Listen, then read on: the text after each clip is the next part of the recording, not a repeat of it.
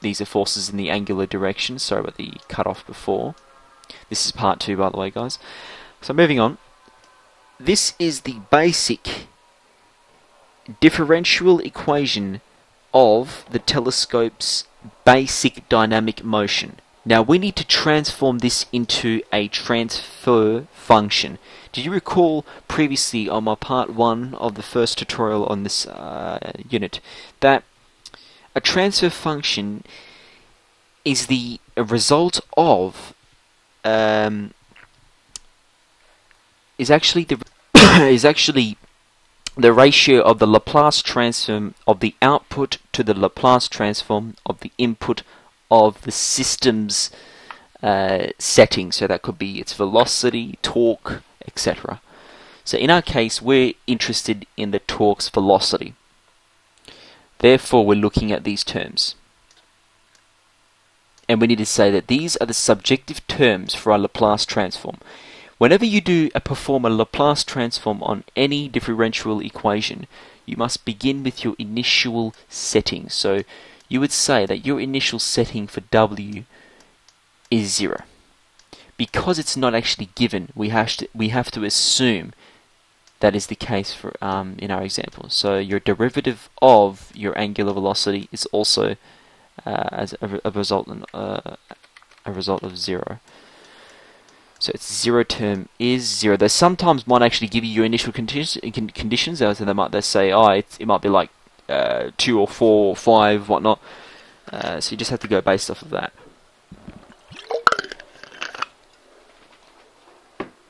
Excuse me. Alright, so we begin with our Laplace transform. So we Laplace transform each and every term of our differential equation. By the way, this squiggly L that you can see right here is the Laplace transform, just letting you know. So we must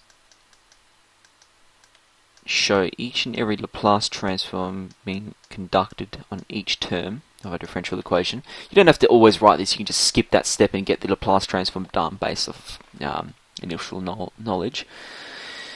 So when you Laplace transform the torque, which is actually the resultant of a result of inertia multiplied by the angular velocity, you would just say that this term here would be the exact same, but in the median of the Laplace transform. So therefore you would say to the s. That's all you have to do. Remember that. Keep that in mind. Subtracts.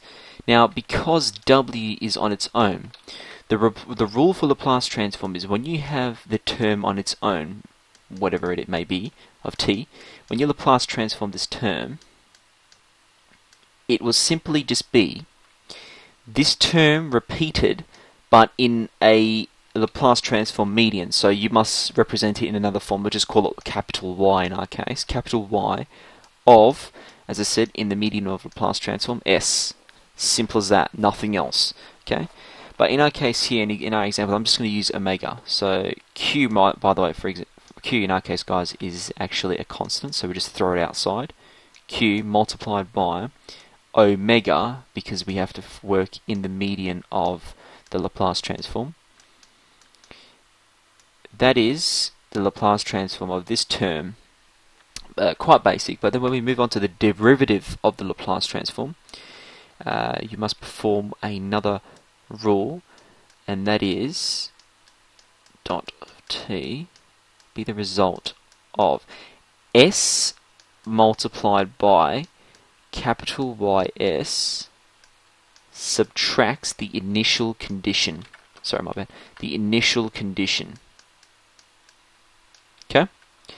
What do you think an initial condition is in our case? 0. Okay?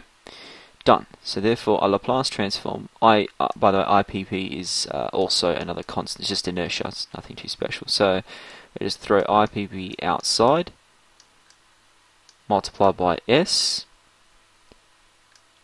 times omega S. That is the Laplace transform I terms. Now, this term here is the Laplace transform of the angular velocity of our telescope. So in order to represent this in the form of transfer function, you must find the ratio of the Laplace transform of the output. So the output, what was the output? What did we want as a result? What did we want out when we put something in? We wanted torque out, right? We wanted movement to occur. So therefore this is our torque out. And therefore our Laplace transform would actually look like, sorry, what am I saying? When a telescope moves as a result of input torque, so therefore angular velocity is the output over the input, which is tau, torque, pps, that's our input. Input into the telescope, and we get output. Telescope's resultant motion, dynamics. But however, this is in the median of, you guessed it, Laplace transform, okay? However, we can't just skip to that step. We need to actually represent each and every mathematical step properly. So what it actually looks like is throwing this term on the right hand side, you get torque along the polar axis of rotation of Earth, multiplied by s plus, plus the damping coefficient multiplied by the Laplace transform of the angular velocity of the telescope. Just basic mathematical simplification and factorization. We throw out the omega s term.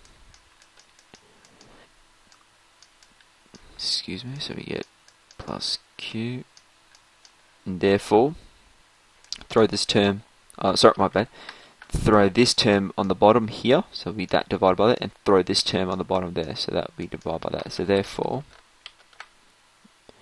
finally, the output resultant Laplace transformed velocity, angular velocity of the telescope over the input Laplace transformed torque applied along the polar axis of rotation of the Earth is a result of the ratio of 1 over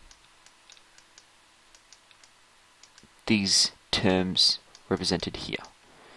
This is our transfer function derived from basic laws of Newton's motions. And now we're going to be moving on to a more advanced section of this question that is actually coming up with the block diagram of the question, so of the telescope. Remember, initially what did I say? A block diagram is your input into a summing junction that has a measurement transducer that is subtracted to your summing block, so therefore the measurement transducer was represented as H, do you recall from the lesson before? And the output of the, not the output, but the resultant of the input would have a you would have an error signal. And this error signal would then move into our K, or a sort of, what can I call it? Some sort of control, proportional control law. This control is P. K. You recall from yesterday how we would adjust K in order to perform or have system stability. And this would be into the dynamics of the system. So we'll just call this G. And we will finally have our output. This is the fundamental theorem and fundamental representation of block diagrams. Okay. Now please move on to my part 3 of this video to show you on how to physically derive a block diagram based on the wording of this question.